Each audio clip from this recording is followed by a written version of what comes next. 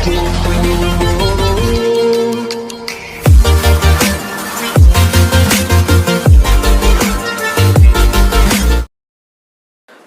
Guys, कैसे हो आप सभी। उम्मीद करता हूँ अच्छे ही होंगे। तो स्वागत करता हूँ आपका अपने चैनल इंग्लिशपुर में। शुरू करने से पहले एक छोटी सी रिक्वेस्ट है, चैनल को सपोर्ट करें। वीडियो पसंद आए तो लाइक करें, शेयर करें और अपने चैनल को सब्सक्राइब करना ना भूलें। चलो शुरू करते हैं। नमस्कार दोस्तों, आज हम बात करने वाले हैं प्रेजेंट कंटिन्यूअस टेंस की। पिछले वीडियो में हमने जाना था कि प्रेजेंट इंडेफिनिट बहुत इंपॉर्टेंट होता है। 20 से 30% ग्रामर प्रेजेंट इंडेफिनिट के अंतर्गत ही आती है। पर हाँ, उससे सेकंड अगर बात किया जाए कि दूसरा सबसे इम्पोर्टेंट क्या होगा, तो वो आता है प्रेजेंट कंटिन्यूअस टेंस। तो इसी वीडियो में हम सीखेंगे कि इज मार्क का प्रयोग कहाँ होता है। प्रेजेंट कंटिन्यूअस में अफर्मेटिव, नेगेटिव, साथ ही साथ इंट्रोगेटिव और इंट्रोनेगेटिव सेंटेंस कैसे बनते हैं, इनके रूल्स क्या होते हैं। वैसे तो आपको प्रेजेंट कंटिन्यूअस में 4 नोट याद रखने की ज़रूरत है, जहाँ पे प्रेजेंट कंटिन्यूअस का यूज़ होता है। नोट नंबर 1, वर्तमान में जारी काम। कोई भी काम अगर वर्तमान में चल रहा हो, जारी हो, तो वो प्रेजेंट कंटिन्यूअस के अंतर्गत हम लिखते हैं। दोस्त का फ़ोन आता है तो आप बोलते हो, भाई मैं अभी थोड़ी देर बाद बात करता हूँ, मैं टीवी देख रहा हूँ। आप ऐसे सेंटेंस में ये बताना चाहते हो कि आप टीवी देखने का काम चल रहा है या जारी है। इस तरीके से हमें कोई भी सेंटेंस जिसमें बताना हो ये काम चल रहा है या जारी है, हम प्रेजेंट कंटिन्यूअस टेंस का उपयोग करते हैं। जैसे कि मैं मूवी देख रहा हूँ, पापा नहा रहे हैं। और भी कुछ सेंटेंस जैसे कि मैं एमबीए कर रहा हूँ, राम सो रहा है, सीता नाच रही है, वे खाना खा रहे हैं, पंखा चल रहा है, इंडिया बैटिंग कर रही है, वो जा रहे हैं, वो मोटरसाइकिल से आ रहे हैं। इस तरीके से जितने भी सेंटेंस जिसमें रहा है, रहे हैं, रही है का प्रयोग हुआ, वो सब प्रेजेंट कंटिन्यूअस के अंतर्गत आ जाते हैं। ये होगा पहला नोट। नोट नंबर 2, जब भी कोई खास शब्द आते हैं, कुछ ऐसे खास शब्द होते हैं जिनका प्रयोग अगर सेंटेंस में होता है तो हम समझ जाते हैं कि इसमें प्रेजेंट कंटिन्यूअस या दूसरा कंटिन्यूअस टेंस का प्रयोग होगा। जैसे कि अभी, आजकल, इन दिनों में, हाल फिलहाल, वर्तमान में। इस तरीके के जितने भी शब्द आएंगे तो आपको समझ जाना है कि ये ऐसे शब्द हैं जो जहाँ प्रयोग होते हैं तो वो सेंटेंस को और पुख्ता और सॉलिड कर देते हैं कि ये प्रेजेंट कंटिन्यूअस के अंतर्गत है, क्योंकि काम चल रहा होता है। जैसे कि इन दिनों राहुल होटल चला रहा है। प्रेजेंट कंटिन्यूअस में जब भी, अभी, आजकल, इन दिनों, हाल फिलहाल, वर्तमान में ऐसे शब्दों का प्रयोग होगा तो हमें समझ जाना चाहिए कि वहाँ प्रेजेंट कंटिन्यूअस का प्रयोग होगा। अब समझते हैं कहाँ इनको प्रयोग करना है। मैं अभी पढ़ रहा हूँ, वो अभी सो रहा है, आजकल लोग टिकटॉक ज़्यादा चला रहे हैं, हाल फिलहाल कोरोना फैला हुआ है, वर्तमान में राम कंपटीशन की तैयारी कर रहा है, दिनों में घर जा रहा हूँ। इस तरीके की जितने भी वाक्य होंगे उन सब में समझ जाना है कि कंटिन्यूअस टेंस का प्रयोग होगा। नोट नंबर 3 है, कभी कभी हमें फ्यूचर के वाक्यों को भी प्रेजेंट कंटिन्यूअस के अंतर्गत बनाते हैं। जैसे कि अगले साल मैं लंदन जा रहा हूँ, अगले महीने एग्ज़ाम हो रहे हैं, अगले हफ्ते निधि की शादी हो रही है। तो जब भी अगला हफ्ता या फिर अगले साल या फिर अगला महीना या अगला दिन जैसे वर्ड यूज़ होंगे तो वहाँ पे ऐसे वाक्यों को प्रेजेंट कंटिन्यूअस के अंतर्गत बनाया जाता है। नोट नंबर 4, ऐसे कई वर्ब्स होते हैं जिनका यूज़ प्रेजेंट कंटिन्यूअस या दूसरा कंटिन्यूअस टेंस में प्रतिबंधित होता है। लेट मी रिपीट, जब भी हम कुछ ऐसे शब्द आते हैं तो उनको कोई भी कंटिन्यूअस टेंस में प्रयोग नहीं करते हैं। जैसे कि वर्ब ऑफ परसेप्शन, इसमें होता है सी, टेस्ट, स्मेल, हियर, प्लीज़। फिर दूसरा होता है वर्ब ऑफ थिंकिंग प्रोसेस, जिसमें सोचने की क्रिया के बारे में किया जाता है, थिंक, नो, माइंड, रिमेंबर, इस तरीके के शब्द। फिर तीसरा होता है वर्ब शोइंग पोजीशन, अधिकार जमाने वाली क्रियाएं, जैसे कि ऑन, हैव, बिलोंग, इस तरीके की क्रियाएं। फिर होती है वर्ब एक्सप्रेसिंग फीलिंग, जो कि स्टेट ऑफ माइंड या फिर फीलिंग के बारे में बताती है, जैसे कि believe, like, dislike, love, wish, hate, agree, disagree. जितने भी ऐसे वर्ड होंगे वो प्रेजेंट कंटिन्यूअस में यूज़ नहीं होंगे। 5वां वर्ब इन जनरल, जैसे कि सामान्य वर्ब, जैसे कि look, seem, appear, cost, become, hope, refuse, इस तरीके की जितनी भी वर्ब होती हैं वो सब प्रेजेंट कंटिन्यूअस में प्रयोग नहीं होती है या फिर कोई भी कंटिन्यूअस टेंस में प्रयोग नहीं होंगी। जैसे कि this house is belonging to me नहीं होके this house belongs to me होगा। पांचवा नोट है, जैसे कि think, remember, feel, look, appear जैसे शब्द आते हैं तो इनमें सामान्य आईएनजी यूज़ नहीं होगा, सिर्फ भावनाएं दर्शाने के लिए इनका प्रयोग किया जाएगा। जैसे कि I am thinking of you, मैं तुम्हारे बारे में सोच रहा हूँ। यू आर लुकिंग गुड, तुम अच्छे दिख रहे हो। इनमें भावनाएं दर्शाने के लिए आईएनजी का प्रयोग हुआ है। लास्ट रूल, अगर कोई को रूटीन बताना हो तो हमने पिछले वीडियो प्रेजेंट इंडेफिनिट का देखा था कि उसमें रूटीन बताने के लिए प्रेजेंट इंडेफिनिट का प्रयोग करते हैं। पर हाँ, अगर हमें कोई निश्चित समय के लिए एक रूटीन बनाए, उसको बताना हो तो उसके लिए हमें प्रेजेंट कंटिन्यूस का प्रयोग करते हैं। जैसे कि मैं आजकल कंपटीशन की तैयारी कर रहा हूँ। इस तरीके के शब्द जहाँ भी है और इस तरीके के वाक्य जो सीमित समय के लिए हम अपनी हैबिट या रूटीन बनाते हैं, उसके लिए प्रयोग करने के लिए हमें प्रेजेंट कंटिन्यूस का प्रयोग करते हैं। जब भी हम प्रेजेंट कंटिन्यूस की बात करते हैं, प्रेजेंट कंटिन्यूस में हमेशा पहचान के लिए हमेशा 3 चीज़ें हमेशा होनी चाहिए। एक तो वो टेम्परेरी होना चाहिए, एक तो वो गोइंग ऑन होना चाहिए, और तीसरा और आखिरी वो इनकम्प्लीट होना चाहिए। जैसे कि I am listening to a song, ठीक है, मैं सॉन्ग सुन रहा हूँ, अभी वो सुन रहा है तो वो टेम्परेरी एक्शन है। दूसरा, ये वाक्य में एक्शन कंप्लीट नहीं हुआ है, ख़त्म नहीं हुआ है, जिसकी वजह से ये इनकम्प्लीट एक्शन है, तो दूसरा ये इनकम्प्लीट है। तीसरा अभी चल रहा है, गोइंग ऑन है, तो बेसिकली जो चल रहा है टेम्परेरी एक्शन है और इनकम्प्लीट है। अगर ये तीनों रहते हैं तो प्रेजेंट कंटिन्यूस के अंतर्गत आ जाता है। अब इसकी पहचान होती है रहा है, रही है, रहे हैं। जैसे कि मैं टीवी देख रहा हूँ, वो खेल रही है, वो दौड़ने जा रहा है। इस तरीके से जितने भी वाक्य हैं सब प्रेजेंट कंटिन्यूस के अंतर्गत आ जाते हैं। दोस्तों, ग्रामर आप कोई भी पढ़िए, वैसे तो मुख्यतः 4 प्रकार के ही होते हैं। जैसे कि पहला होता है अफर्मेटिव सेंटेंस, यानी कि पॉजिटिव सेंटेंस, जिसमें नहीं और क्वेश्चन मार्क का प्रयोग नहीं होता है। दूसरा होता है नेगेटिव, जिसमें नहीं का प्रयोग ज़्यादा होता है। तीसरा होता है इंट्रोगेटिव, जिसमें क्वेश्चन मार्क का प्रयोग होता है, जिसमें क्वेश्चन पूछे जाते हैं। और चौथा होता है इंट्रोनेगेटिव, जिसमें क्वेश्चन मार्क का भी प्रयोग होता है और नहीं का भी प्रयोग होगा वाक्यों में। अब हम देखते हैं अफर्मेटिव सेंटेंस यानी पॉजिटिव सेंटेंस का फॉर्मूला क्या होता है, रूल क्या होता है। सो बेसिकली सबसे पहले होता है सब्जेक्ट, फिर प्रयोग होता है इज, एम, आर का, फिर प्रयोग होता है वर्ब का फोर्थ फॉर्म यानी आईएनजी फॉर्म, फिर प्रयोग होता है ऑब्जेक्ट। सब्जेक्ट बेसिकली जो कार्य कर रहा होता है, जो व्यक्ति कार्य कर रहा होता है या जिसके बारे में बात कर रहे होते हैं वो होता है। जैसे कि मोहन कार चला रहा है, राम स्कूल जा रहा है। इस तरीके से जितने भी सेंटेंस हैं उसमें राम, मोहन या वगैरह वगैरह वो सब सब्जेक्ट हो जाते हैं। दूसरा होता है is am are. Is am are basically सहायक क्रिया यानी कि हेल्पिंग वर्ब को बोलते हैं। इसका प्रयोग ही, शी, इट और बाकी नाउन सिंगुलर के साथ होता है। एम का प्रयोग सिर्फ और सिर्फ आई के साथ होता है। और आर का प्रयोग basically we, you, they noun plural के साथ प्रयोग होता है हमेशा। अगर नाउन एक वचन में जैसे कि राम, श्याम, सीता, गीता, तो उनके साथ इस का प्रयोग होगा। अगर ग्रुप में बहुवचन है तो आर का प्रयोग होगा। एक से ज़्यादा व्यक्ति हैं तो आर का प्रयोग होगा। वर्ब का चौथा फॉर्म यानी कि वर्ब का फर्स्ट फॉर्म के साथ आईएनजी का प्रयोग होता है। जैसे प्ले का हो जाएगा प्लेइंग। इस तरीके से वर्ब का फोर्थ फॉर्म यानी आईएनजी फॉर्म को बोला जाता है। और फिर होता है ऑब्जेक्ट यानी कि वस्तु। अब उदाहरण से समझते हैं। मैं क्रिकेट खेल रहा हूँ, इसका ट्रांसलेशन होगा आई एम प्लेइंग क्रिकेट। इसमें आई सब्जेक्ट हो जाएगा, एम हेल्पिंग वर्ब है, प्लेइंग वर्ब का फोर्थ फॉर्म है और क्रिकेट हो जाएगा ऑब्जेक्ट। आई के साथ हमेशा आपको बताया था एम का प्रयोग होता है। अब दूसरे उदाहरण से समझते हैं। वह एक लेटर लिख रहा है, he is writing a letter.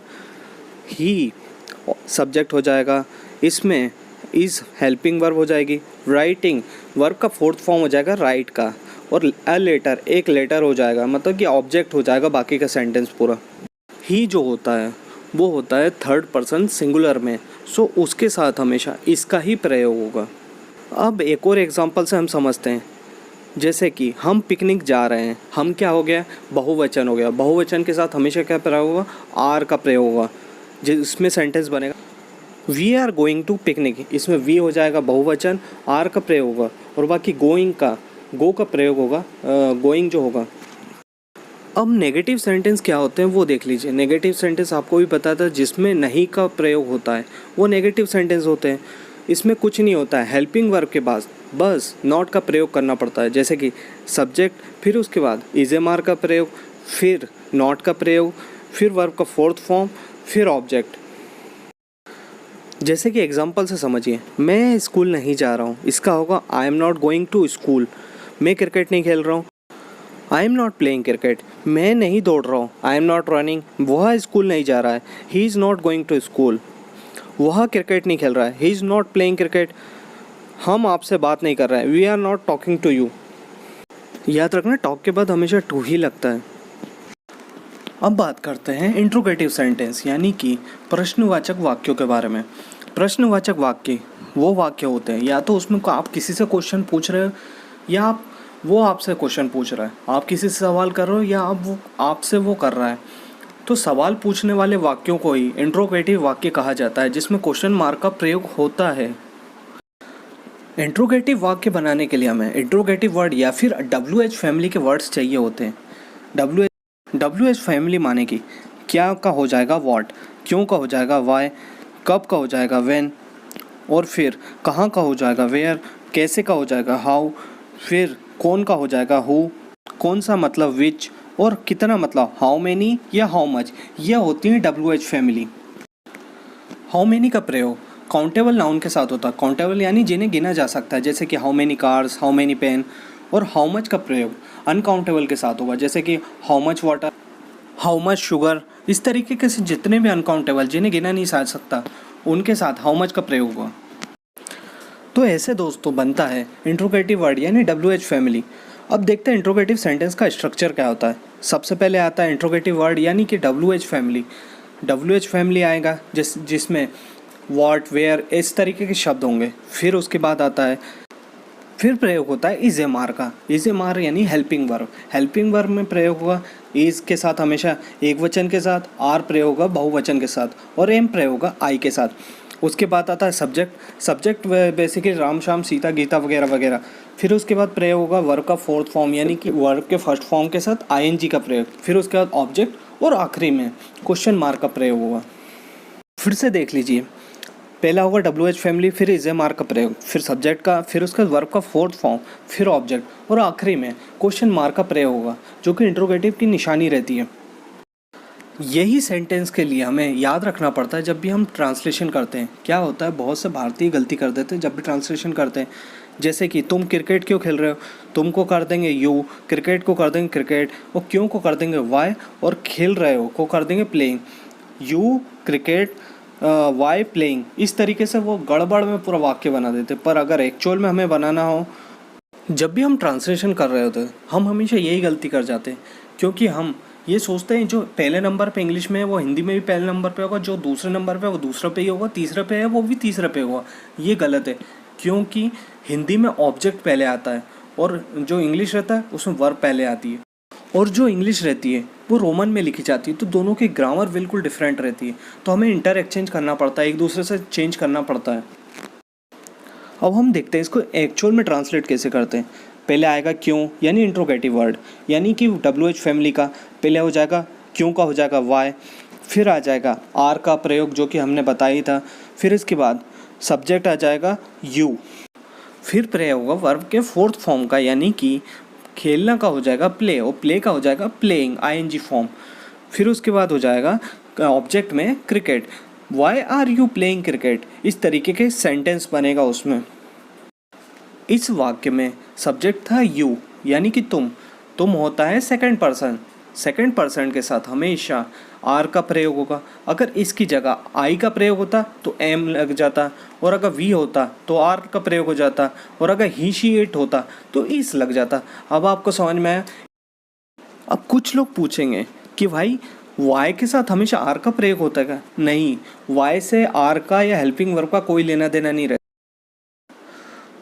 दूसरा सेंटेंस हो जाएगा वह स्कूल कैसे जा रहा है। कैसे मतलब कि उसमें हाउ का प्रयोग हो जाएगा, सब्जेक्ट हमारा ही है।